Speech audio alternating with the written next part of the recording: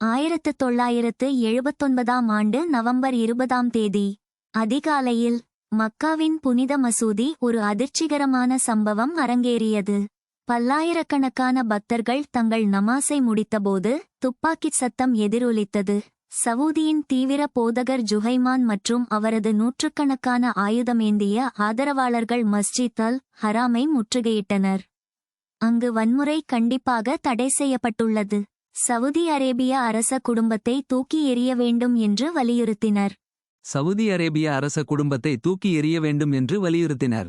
ஜுஹைமன் அல் ஓட்டேபி மற்றும் அவரது ஆதரவாளர்கள் மசூதியின் முற்றத்தில் வைக்கப்பட்டிருந்த சவப்பெட்டிகளில் கைத்துப்பாக்கிகள் மற்றும் துப்பாக்கிகளை மறைத்து வைத்திருந்தனர். விநியோகிக்க தயாராக இருந்தனர். இமாம் விடியற்காலை தொழுகையை நடத்தி முடித்தவுடன் ஜுஹைமான் இமாமை ஒதுக்கித் தள்ளி ஒலிவாங்கியை பிடித்து தனது செய்தியை அறிவித்தார். உலகத்தை தீமை மற்றும் சமத்துவமின்மையிலிருந்து விடுவிப்பார் என்று எதிர்பார்க்கப்படும் இஸ்லாமிய நம்பிக்கையில் ஒரு நபரான மஹ்தி வழிபாட்டாளர்களில் ஒருவர் என்று அவர் அறிவித்தார். ஜுஹைமானின் கூற்றுப்படி இந்த உருவம் அவரை பின்பற்றுபவர்களில் ஒருவரான முஹம்மது பின் அப்துல்லா.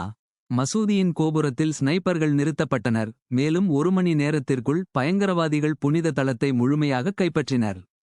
மசூதியின் மீதான கட்டுப்பாட்டை சவுதி அரசு மீண்டும் பெற 2 வாரங்கள் ஆனது. ஆரம்பத்தில் சவுதி அதிகாரிகள் நிலைமையை குறைத்து மதிப்பிட்டதால் பதில் மெதுவாக இருந்தது.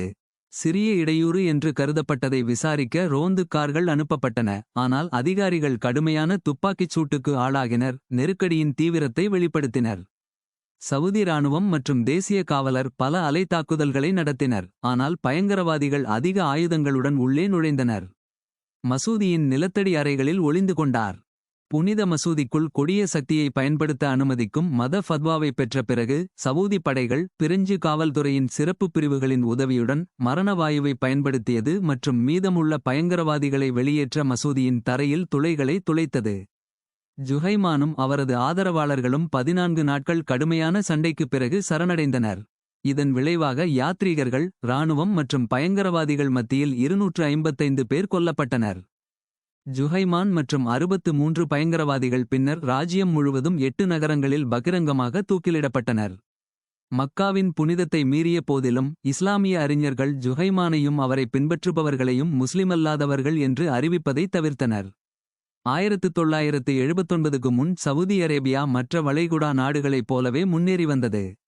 பெண்கள் கார் ஓட்டுகிறார்கள், பல்வேறு தொழில்களில் வேலை செய்தனர், சினிமாக்கள் அன்றாட வாழ்க்கையின் ஒரு பகுதியாக இருந்தன. பயங்கரவாதியின் நடவடிக்கைக்கு பதிலளிக்கும் விதமாக தீவிர இஸ்லாமிய அறிஞர்களுக்கு மன்னர் காலித் அதிக அதிகாரத்தை வழங்கினார். அடுத்த தசாப்தங்களில் சமூக மாற்றங்களில் செய்தித்தாள்களில் பெண்களின் புகைப்படங்களை தடை செய்தல், பெண் தொலைக்காட்சி தொகுப்பாளர்களை தடை செய்தல், சினிமாக்கள் மற்றும் இசைக்கடைகளை மூடுதல் மற்றும் பள்ளி பாடத்திட்டங்களில் மதப்படிப்பு நேரத்தை அதிகரித்தல் ஆகியவை அடங்கும். மத காவல்துறை அதிக அதிகாரத்தை பெற்றது, மேலும் பாலினப் பிரிவினை தீவிரமடைந்தது. இந்த நடவடிக்கைகள் சவூதி அரேபியாவை உலகின் மிகவும் மதரீதியாக பிற்போக்கான நாடாக மாற்றியது. வரலாற்றின் மறைக்கப்பட்ட கதைகள் மற்றும் கலாச்சாரத்தின் அபூர்வமான நிகழ்வுகளை அறிய சப்ஸ்கிரைப் செய்யுங்கள்.